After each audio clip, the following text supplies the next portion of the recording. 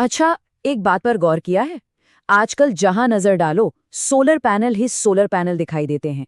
घरों की छतों पर, स्कूलों पर और तो और हाईवे के किनारे बड़े बड़े सोलर पार्क्स में भी। देखिए, भारत में सोलर एनर्जी अब सिर्फ एक ग्रीन इनिशिएटिव नहीं है, ये अब मेन स्ट्रीम पावर बन चुकी है। और अगर लग रहा है कि ये सिर्फ एक एहसास है, तो मेरे पास जो आंकड़े हैं वो वाकई चौंकाने वाले हैं। आज इंडिया की टोटल इंस्टॉल्ड पावर कैपेसिटी का 27% सोलर से आ रहा है। जी हाँ, बिल्कुल सही सुना। मतलब हर 4 यूनिट में से लगभग 1 यूनिट सूरत से। ये कोई छोटा मोटा नंबर नहीं है, ये एक बहुत बड़ा बदलाव है। तो चलिए आज इसी सोलर क्रांति की पूरी कहानी समझते हैं। हम देखेंगे कि सरकार का इसमें क्या रोल है, फिर जमीनी हकीकत क्या है, इंडस्ट्री के बड़े प्लेयर्स क्या कह रहे हैं, ये भी जानेंगे। और हाँ, अगर कोई इसमें इन्वेस्ट करने की सोच रहा है तो क्या रिस्क है, और आखिर में इस पूरी कहानी से हमें क्या सीखना चाहिए। तो चलिए शुरू करते हैं पहले पॉइंट से। भारत की ये सोलर क्रांति कैसे छोटी सी ग्रीन पहल आज देश की मेन पावर बन गई। लेकिन यहीं पर एक बहुत बड़ा सवाल खड़ा होता है। ये जो जबरदस्त ग्रोथ हम देख रहे हैं, क्या ये वाकई एक लॉन्ग टर्म स्ट्रक्चरल शिफ्ट है, या फिर ये सिर्फ सरकारी पॉलिसीज की वजह से बना एक बबल है जो कभी भी फट सकता है। आज हम इसी पहेली को सुलझाने की कोशिश करेंगे। अब इस सोलर बूम के पीछे जो सबसे बड़ी ताकत है वो है सरकार का जबरदस्त पुश। और देखें, सरकार सिर्फ टारगेट सेट नहीं कर रही, वो एक पूरा का पूरा सोलर इकोसिस्टम बनाने में लगी है। कैसे? चलिए समझते हैं। स्टेप 1, 2030 तक 500 गीगावाट का एक बहुत बड़ा टारगेट। स्टेप 2, पीएम सूर्यघर योजना, जिससे घरों की छतों पर सोलर लगाने के लिए सब्सिडी मिल रही है।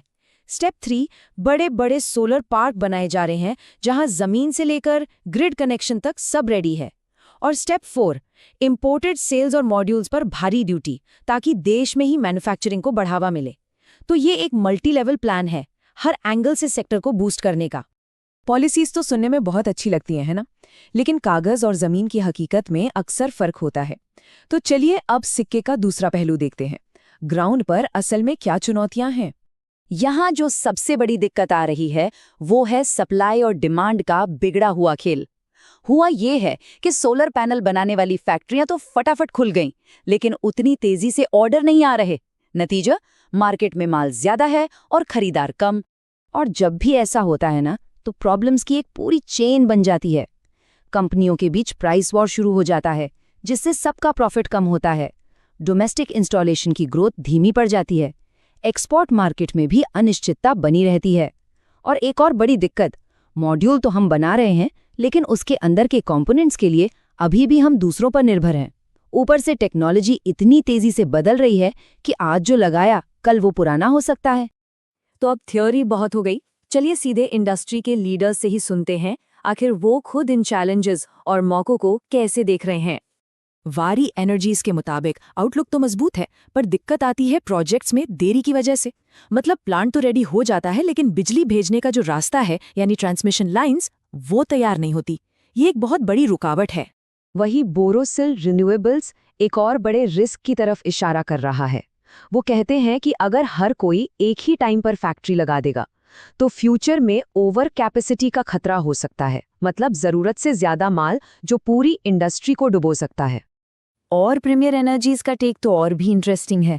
वो कह रहे हैं कि प्रॉफिट अब सिर्फ मॉड्यूल बनाने में नहीं रहा, बल्कि धीरे धीरे सेल्स और वेफर्स की तरफ शिफ्ट हो रहा है।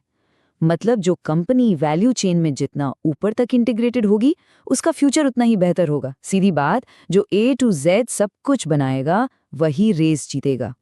तो इतनी सारी बातें हो गई, अब अगर कोई इन्वेस्टर है तो उसे इन सब से क्या समझना चाहिए। चलिए इन सारे चैलेंजेस को इन्वेस्टर्स के लिए एक सिंपल 5 पॉइंट चेकलिस्ट में डाल देते हैं। तो एक इन्वेस्टर के तौर पर इन 5 चीजों पर खास ध्यान देना होगा। पहला, रॉ मटेरियल के दाम कभी भी ऊपर नीचे हो सकते हैं। दूसरा, चीन से तगड़ा कंपटीशन हमेशा रहेगा। तीसरा, एक्सपोर्ट मार्केट की पॉलिसीज कभी भी बदल सकती हैं। चौथा, ओवर कैपेसिटी की प्रॉब्लम, ये इस सेक्टर में आती जाती रहती है। और पांचवा, इस बिजनेस में पैसा बहुत लगता है, मतलब हाई कैपिटल इन्वेस्टमेंट। तो ये रिस्क साफ बताते हैं कि यहाँ पैसा बनाना कोई आसान काम नहीं है।